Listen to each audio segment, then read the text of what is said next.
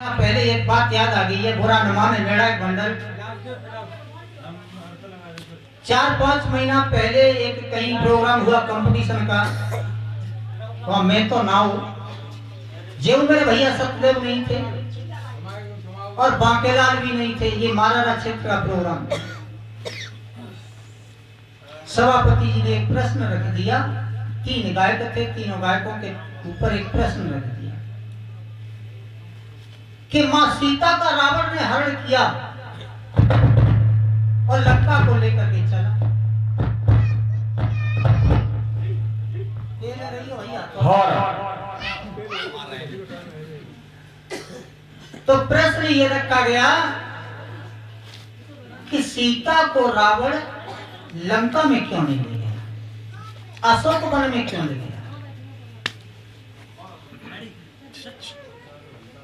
प्रश्न का उत्तर काव्य गायक पर ना करो। और मेरा एक आदत है कि मैं फोन को स्विच ऑफ ना कर रात के समय, कानत धर के सो तू न मानो कैसे को किनो को फोन कब आवे, हारी परेशानी आएगी। फोन आएगा 1:30 बजे कि भैया एक प्रश्न आएगा, मैंने कहा है वो ऐसे ऐसे, मैं भैया मेरे बापू की दम ना है जो मैं बताऊं, मैं होता तो मैं ना बता पाता, क्योंकि मैं खुजली इतनी बुरी है सत्यदेव भैया की सी। सत्यदेव भैया तो फिर ज्यादा है, नेक नेक मुंह आ गया, मुझ चैन नहीं पड़ो। तो प्रश्न दिना 10 दिना में मैंने ढूंढो और कथा सुंदरकांड से ही है।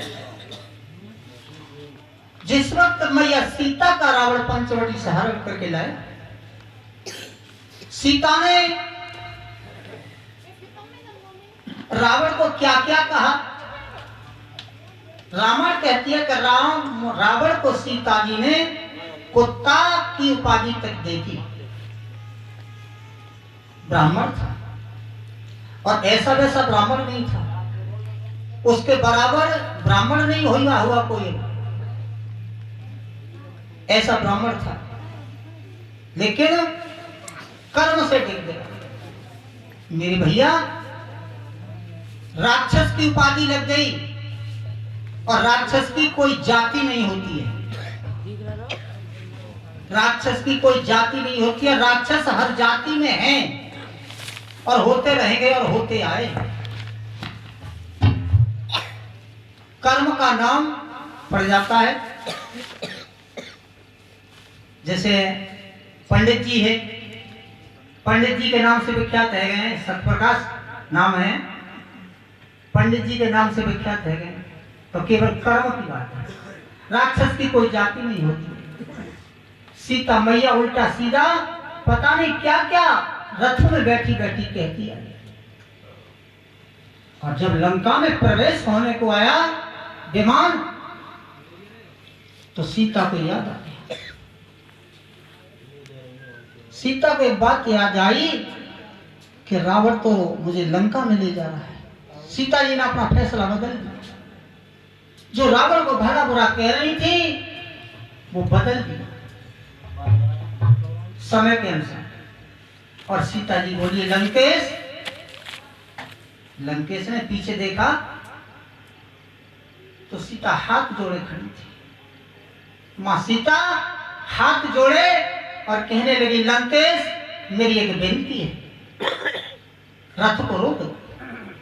रथ रोक दिया।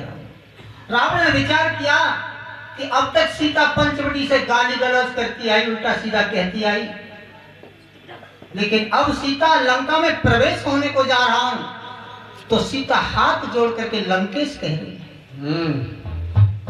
रथ रोक लो। सोरमो ने नर सबकी ये रीति और स्वार्थ लागे करें सब प्रीति। सीता ने अपना रास्ता बदल लिया। कहो सीता क्या कहना चाहती हो, विनती नहीं, डंके की चोट आप कहो जो कहना चाहती हूं। सीता कह रहे लंकेश मेरी विनती है, आप रथ को लंका में ले जा रहे हैं कि हाँ, तो मेरी एक विनती है,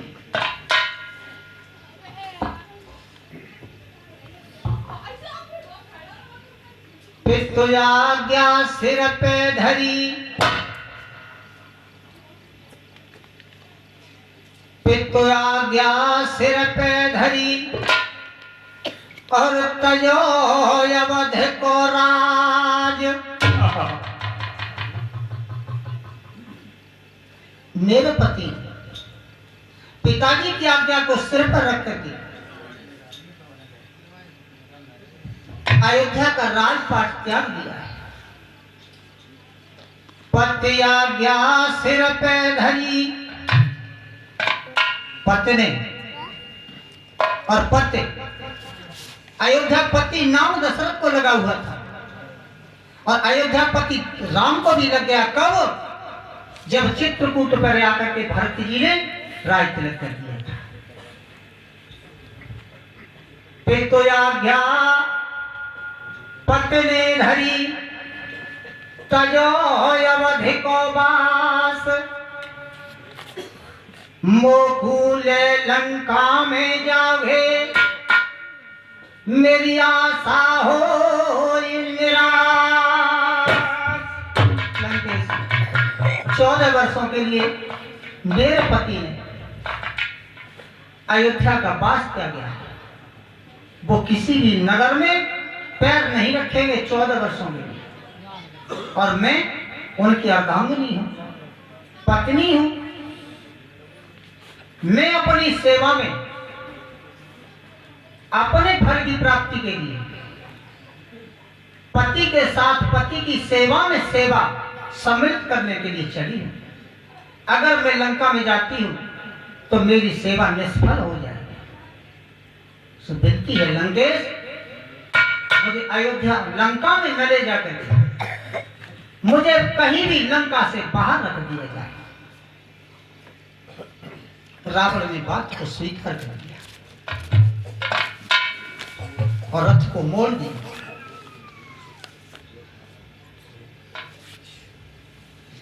मोड़ा, रथ अशोक वन में पहुंचा।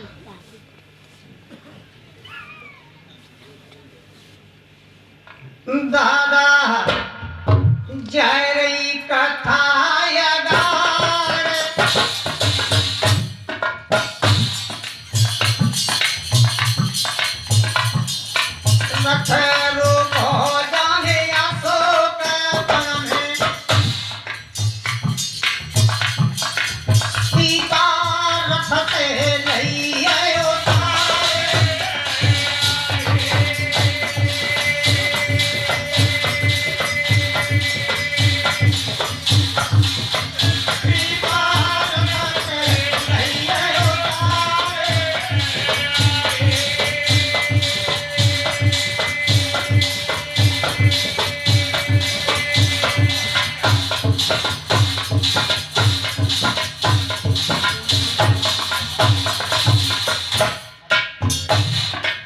श्रीमान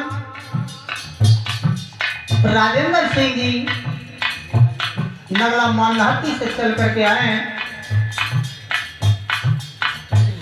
और ये 100 रुपए से आशीर्वाद दे रहे हैं। मैं आशीर्वाद की कामना करता हूँ, परमात्मा छत्र छाया बना रखे उनके ऊपर। सीता को उतार त्रेता को बुलाया है और बोला लंकेश त्रेता, आज से इस बाग की मालकिन तुम हो।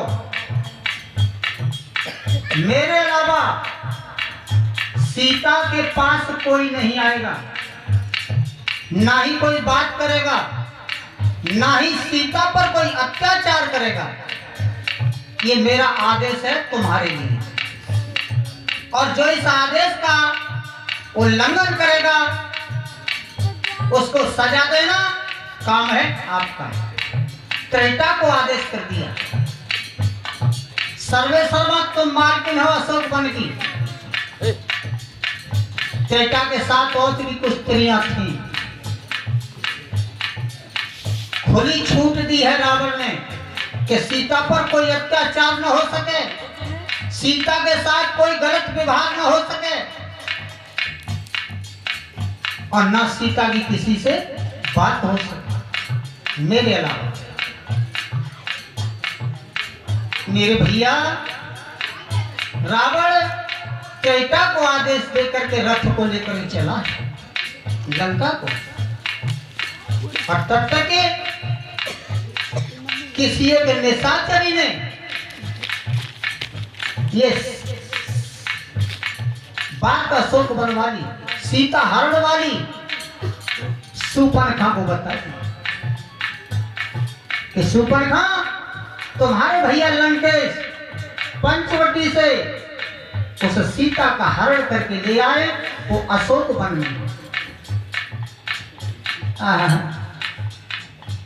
नाक और कान कटे हुए आगे भभक रही कि मेरा अपमान कर दिया, चलो भैया ने अपमान का बदला ले लिया। हर बात के पीछे कुछ न कुछ रहस्य छुपा है, कोई सी बात हो उसके पीछे कुछ न कुछ है। शूर्पणखा को आगे बोल नहीं थी कि नाक और कान कट गए, शूर्पणखा को एक और आग थी। कौन सी बोलते कि विधवा कर दी भैया ने। एक और आगे की कि बेटा मार दो, ये नहीं तपस्या ने। शूर्पणखा को आग धड़क रही कि कोई ऐसा वीर पुरुष मिले जो मेरे भैया से लड़े। शूर्पणखा ने ये सुना है कि मेरा भैया लंकेश से सीता का हरण कर लिया।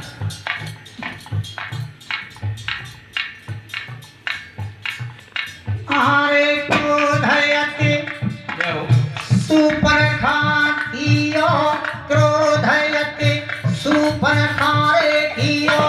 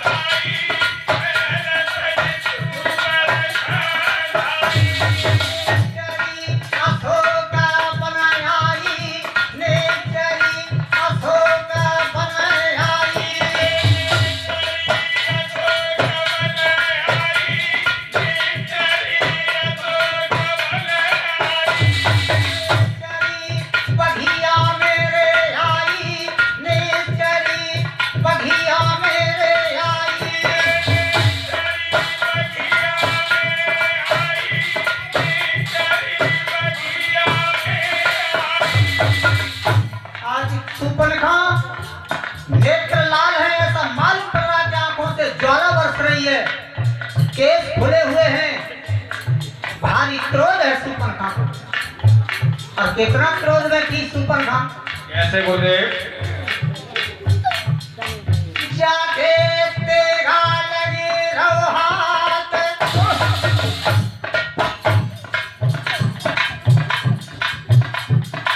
तेरा खेच रहे रे सीता पे, अरे कलका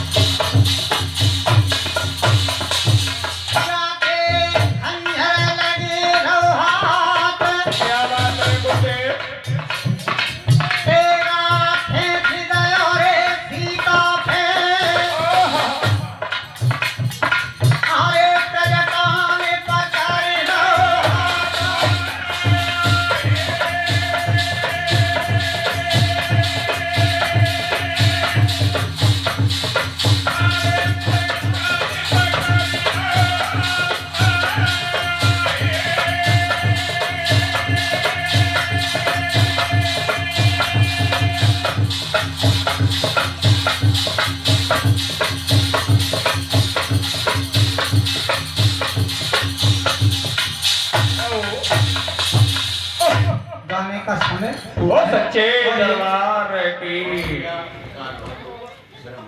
और ये ब्राह्मणनगर निवासी